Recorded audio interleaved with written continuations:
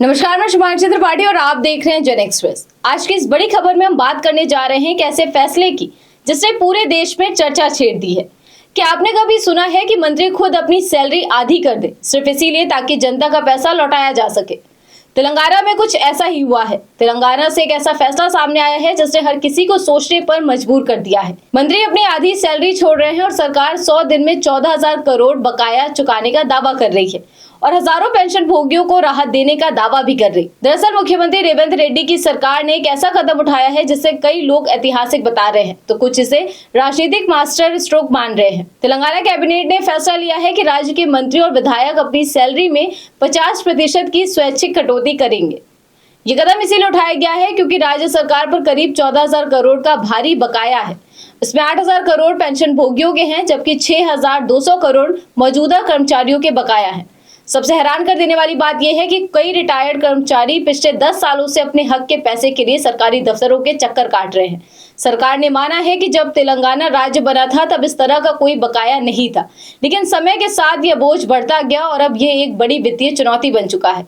इसी को देखते हुए मुख्यमंत्री रेवंत रेड्डी की अध्यक्षता में हुई कैबिनेट बैठक में ये बड़ा फैसला लिया गया है कि अगले 100 दिनों के भीतर इन सभी बकायों का भुगतान किया जाएगा।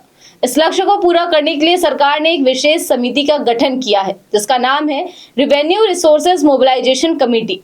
ये समिति कर्मचारी यूनियनों और पेंशन भोगी संगठनों के साथ मिलकर संसाधन जुटाने और भुगतान की प्रक्रिया को तेज करने का काम करेगी।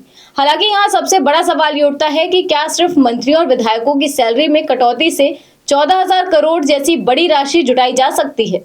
विशेषज्ञ मानते हैं कि यह कदम एक प्रतीकात्मक पहल है जिसके जरिए सरकार ये संदेश देना चाहती है कि वो खुद भी त्याग करने को तैयार है। इस कैबिनेट बैठक में सिर्फ यही फैसला नहीं लिया गया बल्कि कुछ और अहम निर्णय भी किए गए हैं। आपको बता दें कि सरकार ने केलेश्वरम परियोजना की सीबीआई जांच को तेज करने का निर्देश दिया है। वहीं गच्ची-बोबली स्टेडियम का पीपीपी मॉडल पर विकसित करने की योजना भी बनाई गई है। इससे साफ है कि सरकार वित्तीय सुधार के साथ साथ प्रशासनिक पारदर्शिता पर भी जोर दे रही है। अगर ये योजना सफल होती है तो इससे हजारों रिटायर्ड कर्मचारियों और उनके परिवारों को बड़ी राहत मिलेगी। साथ ही ये कदम देश के अन्य राज्यों के लिए भी एक उदाहरण बन सकता है कि कैसे वित्तीय संकट के समय जनप्रतिनिधि खुद आगे आकर जिम्मेदारी निभा सकते हैं। लेकिन राजनीति में हर फैसले के दो पहलू होते हैं। विपक्षी दल इस कदम को लेकर सवाल उठा रहे हैं और इसे सिर्फ एक पब्लिसिटी स्टंट बता रहे हैं। अब ये देखना दिलचस्प होगा कि आने वाले 100 दिनों में सरकार अपने वादे पर कितनी खरी उतरती है। अब सबसे बड़ा सवाल आपसे है कि क्या तेलंगाना के नेताओं की तरह अन्य राज्यों के मंत्रियों को अपनी सैलरी काट कर जनता का बकाया चुकाना चाहिए या ये सिर्फ एक दिखावा है?